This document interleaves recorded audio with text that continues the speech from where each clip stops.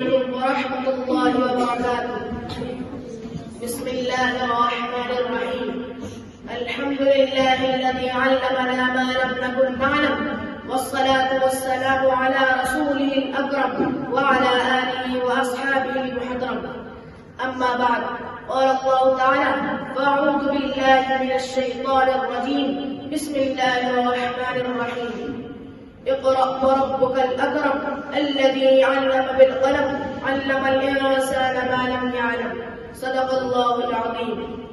قال النبي صلى الله عليه وسلم: طلب العلم فريضة على كل مسلم ومسلمة. معزز اساتذہ کرام، باہر سے تشریف لانے والے مہمانان اعظام، میرے محترم دوستوں اور بھائیوں، کسی شاعر نے کیا خوب کہا ہے: علم وہ دولت ہے جو لٹتی نہیں، علم وہ دولت ہے جو لٹتی نہیں، خرچ کرنے سے کبھی گھٹتی نہیں۔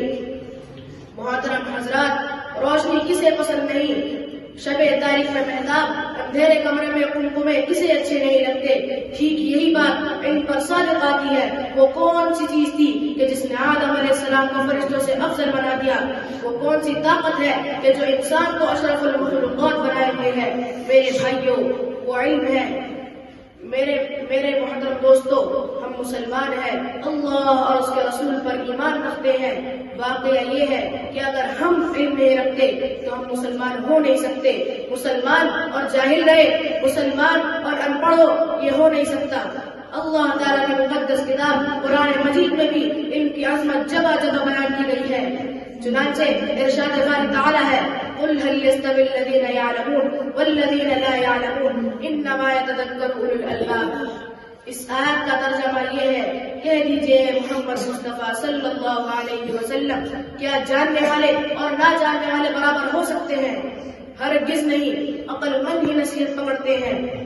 میرے عزیز دوستو، علم سے مراد کیا ہے؟ کیا دنیاوی علم یا اخروی علم؟ واقعہ یہ ہے کہ علم کوئی بھی ہو، انسان کو عزت دیتا ہے۔ انسان علم سے ہی کمال پاتا ہے۔ فوج، لو لشکر اور مال و دولت انسان کو واقعہ عزت نہیں دیتے۔ اسی لیے ہر انسان کو چاہیے کہ وہ علم کے حصول کے لیے سرگرم رہے۔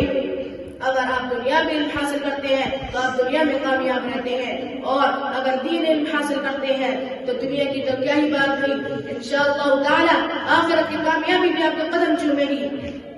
میرے عزیز دوستو، اگر آپ کچھ عقل والے ہیں، اگر آپ میں ذرا سی بھی عقل ہے اور ذرا سی بھی دانش مندی ہے تو آپ علم کے حصول کے لیے دوڑیں، خصوصاً دین علم حاصل کریں، چاہے آپ کو کتنی بھی تکلیفیں جھیلنی پڑیں، مصائب جھیلیں، تکلیفیں اٹھائیں، رات کی نیند قربان کریں، دیگر زحمتیں اٹھائیں، اور چاہے آپ کو کسی بھی ملک میں جانا پڑے، چین جانا پڑے چین جائیں، عرب جانا پڑے عرب جائیں، پھر بھی علم کو حاصل کرنے سے نہ بھاگیں۔ میں یہ بات اپنی مکمل کرنا چاہوں گا اس شعر کے ساتھ: باپ کا علم نہ بیٹے کو اگر ازبر ہو، باپ کا علم نہ بیٹے کو اگر ازبر ہو، پھر پسر تعبیر میراث بدر کیوں کر ہو۔ اللہ تبارک و تعالیٰ سے دعا ہے کہ ہمیں علم کے حصول کی اور خصوصاً دینی علم حاصل کرنے کی توفیق عطا فرمائے۔ جزاک اللہ، والسلام علیکم ورحمۃ اللہ وبرکاتہ۔